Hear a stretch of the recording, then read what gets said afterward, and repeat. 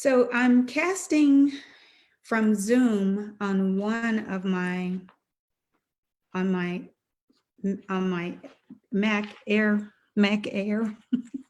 and I'm also coming in through the Debt Free Lounge.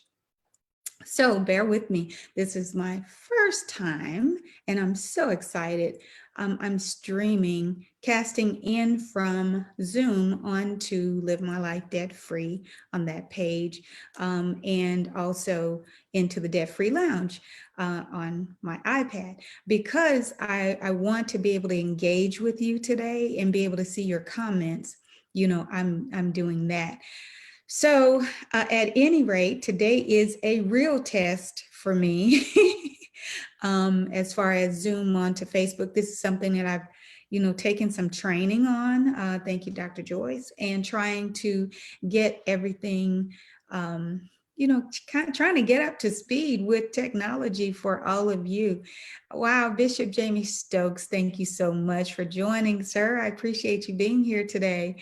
So listen to all of the generational wealth builders in both communities. My niece, Christy Roebuck Johnson, is joined. She's on with us. Thank you so much, out of Detroit, Michigan, and Bishop Jamie is out of Virginia. But I'm for all of the Live My Life Debt Free generational wealth builders, our new additions, I really want to thank you so much for following Live My Life Debt Free, and also for joining, for liking my page. It is a voluntary place to be, community to come, and it is very positive. And I do my very best to keep you informed and up to speed on what's happening, in the world concerning finances, your personal finances. And also what's, happening with the different stimulus packages and such. But for those of you who don't know me or have not had a chance to read the description for Live My Life Debt Free, and also about Live My Life Debt Free, I'm Chris Roebuck, founder and CEO of LiveMyLifeDebtFree.com, author, speaker, minister of the gospel. And, basically I'm a child of God, and I'm grateful to be, traveling on your journey with you. Thank you for allowing me to do that. So, what we're going to be talking about today is a question. Dr. Duncan, thank you for being here. What we're going to be talking about today is a question that a generational wealth builder posed. She asked, should I leave an inheritance for my children who does not have good money management skills? And, so for the next few weeks, with the questions that, that have been given to me by generational wealth builders, it lets me know where you are, what you need, and what needs to be addressed. So that's what we're going to be talking about today. And for the next few weeks, we'll be talking about some of the same questions that a lot of the generational wealth builders have asked about. So let me read her question correctly here. Pastor Lisa Barnes, she said, leave an inheritance. Should you leave an inheritance to children who don't have money management skills? Okay, so first of all, we're going to talk about what an inheritance is. And just kind of digging a little bit, a lot of us would say, oh, it's something that you leave your children. It's like possessions or whatever. And you're exactly right. So I want to give you a sound definition, of an inheritance. It's something that is or may be inherited. We know that, right? The act of inheriting property. And so let's just start right there, though. That could be any kind of property. It doesn't just have to be like a home, right? It could be a vehicle, or something like that, or land. The reception of genetic qualities by transmission from parent to offspring. I decided to look at the Merriam-Webster dictionary because it will give us a deeper understanding of what inheritance mean. And then we'll talk about what the kind of inheritance the Bible is actually speaking to us about. The acquisition of a possession condition, or trait from past generations. So we really do have to be careful or consider, what kind of qualities am I leaving as an inheritance to my children? What kind of behaviors am I passing on to them? What kind of traits do I have, that I really need to work on so I don't pass it on to my children's children, or, from your children to their children, so your grandchildren. So your children's children, of course, it's your grandchildren. We know that a valuable possession that is a common heritage from nature. And then I wanted to look at tradition because it mentioned tradition. And when I looked at tradition as an inheritance, I decided to look at that word because it says an inherited, established, or customary pattern of thought, action, or behavior. That's what I was getting at, such as a religious practice or social custom. So we have to also look at, what are we leaving our children? What inheritance are we leaving our children as as an established or customary pattern of action or behavior? So there are different types of inheritances we can leave. So I want you to just think about, what are you leaving your children's children? So let's talk about, because the Bible says leave an inheritance for your children's children, of course. When we do that, because we know that we're here, God bless us to take care of our children. So just like, I'll use our own children, for example, they have their own, their own cars, their own jobs. They have, we have raised them. So now, if we choose to leave them, uh, possessions, for example, then we'll do that. We have a grand dog. We don't have a grandchild yet. So, we'll leave an inheritance to our kids, of course. So, but for those who do have, grandchildren, and even now, the things that we possess or that we're saving, we will definitely put our grandchildren in our will. So, but the question though that she asked is, should she leave it to the children? Should she leave an inheritance to children who don't have management skills? So what do you think about that? You work really hard for what you have earned. And let me stop some of you who will replay this, who will say, hey, I don't have anything anyway. Well, if you have $10 in the bank, you have something. So I've heard over the years where people will say, hey, look, I'm going to die. I'm going to be gone. I'll just let them fight over it. I've actually heard people tell me that. And of course, in that conversation, we were talking about, I talking to employees, and we were talking about their estate planning. And one person said, hey, look, I won't be here. I'll just, go ahead and let them fight over it. Well, you want to make sure, because this is a part of being a good steward over everything that God placed in your hands, a good steward, a good manager over your money, over your possessions, over your children, over your finances, everything that God places in your hand, over your health. So in speaking and answering her question now, I am just going to give my opinion, but your decision is your decision.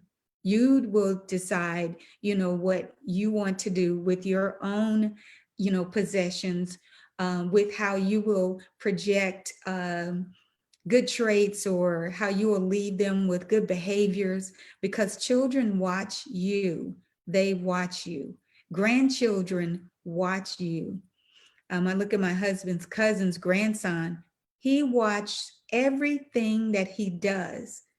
He tries to mow the lawn. He tries to vacuum. He tries to wash the car. Everything that he sees him do. It is so funny, but it is but it's necessary to understand that because of the age development of the development of the brain at such an early age, they're soaking up as much as they can. And whatever it is that we do, traits that we have, whatever our behaviors are, they pick them up.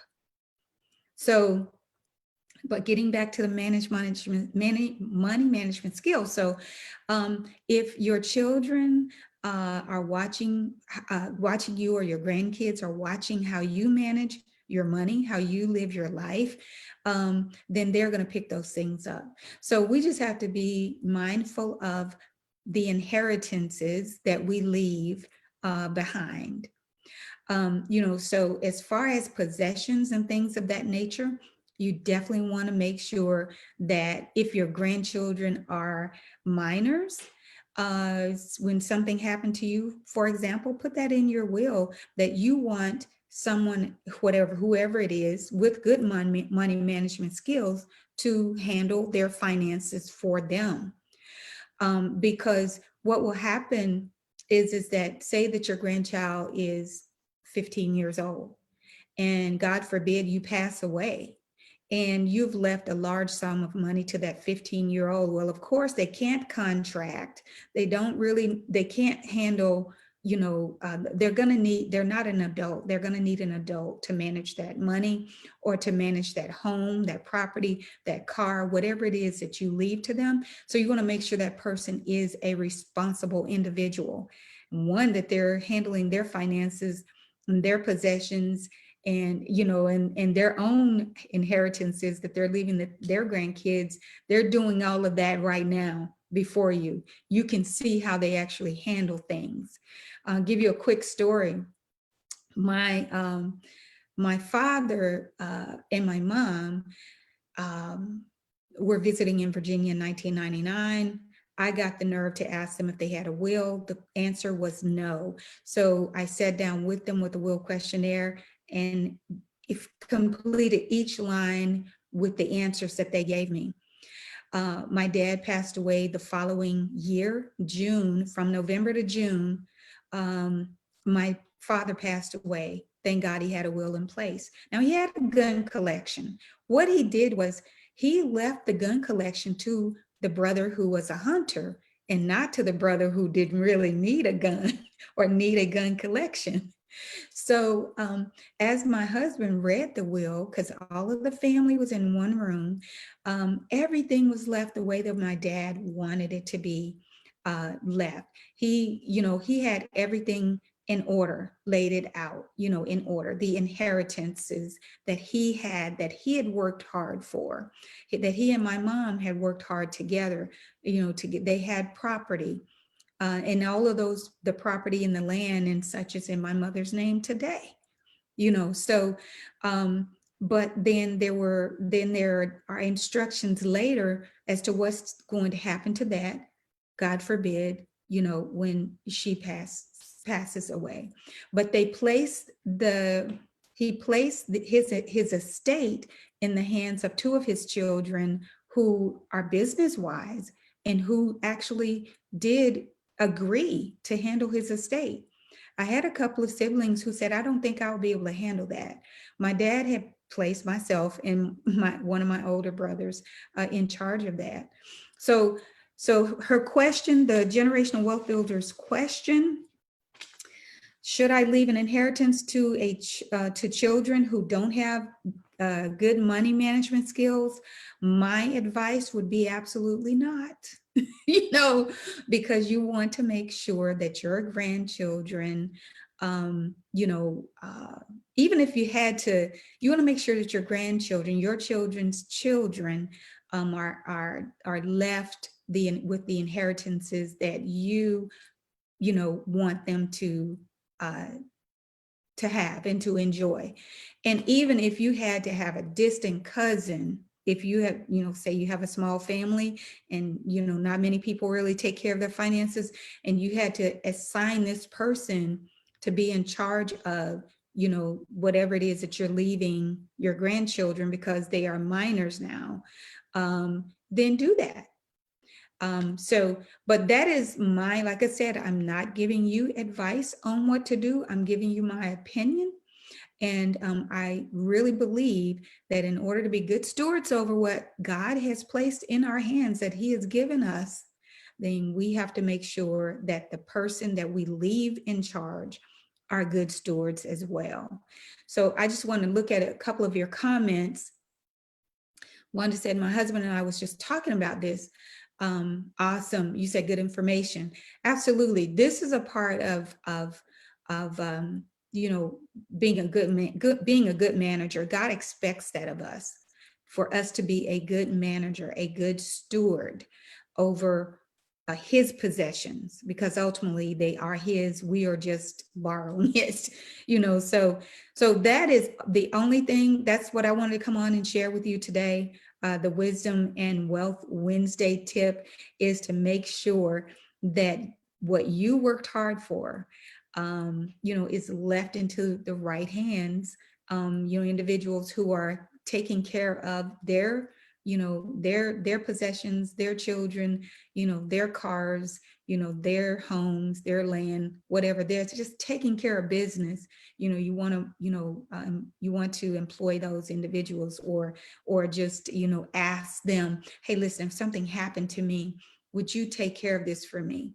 Would you, you know, make sure, I have a great nephew, I want to make sure, you know, that something, you know, gets to him, you know, my jewelry. I have a niece who loves silver jewelry, you know, that just simple things, you know, that people will fight over.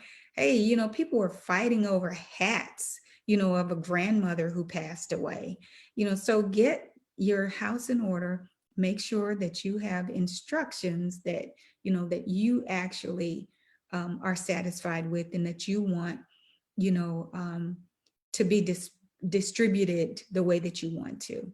So I'm just going to say thank you to Bishop Jamie, Christy Roebuck Johnson, Dr. Ernestine Johnson, Duncan, excuse me, Wanda Collins, Dr. Joyce, and I see the Honorable Karen L. Jenkins is in the room. Thank you so much. And for those who are in Live My Life Debt Free community, I cannot see your comments, but I will answer every single one.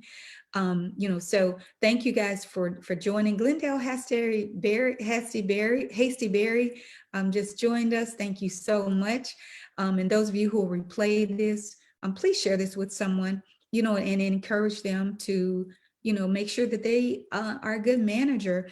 And as some of the definitions that we went over, some of the behaviors, good behaviors are being passed on, you know, good traits that are being passed on. So it's not just property, not just land or cars, possessions of all sorts, but, you know, also, you know, the spirituality, you know, that you're passing on. It says, how did it referred to religious practices also. So anyway, thank you guys so much for joining today.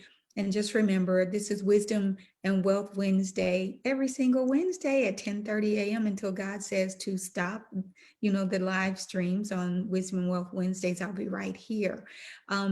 Next week, we're going to be talking about, there was a question about but money budgets, and I like calling it the spending plans. And so what I'm going to be talking about is 3 ways that your spending plan can increase your cash flow. 3 ways that your spending plan can increase your cash flow. Don't have a spending plan? You better get one before next week, because otherwise you won't know how, you know, the 3 ways that your spending plan can increase your cash flow. So we're going to talk about that next week. Hey, listen, have a wonderful rest of the week, safe weekend. Wear your mask, wash your hands, you know, live to see tomorrow, you know, live another day. Okay. And care about those who are around you most of all. When you do that, that's what it's really all about. Thank you guys for joining, and I will answer every question in the Live My Life Debt Free community. Chris Roebuck, founder and CEO of Live My Life Debt Free, author, speaker, minister of the gospel, financial strategist. Love you all so much. Talk to you soon. Have a great week. Blessings.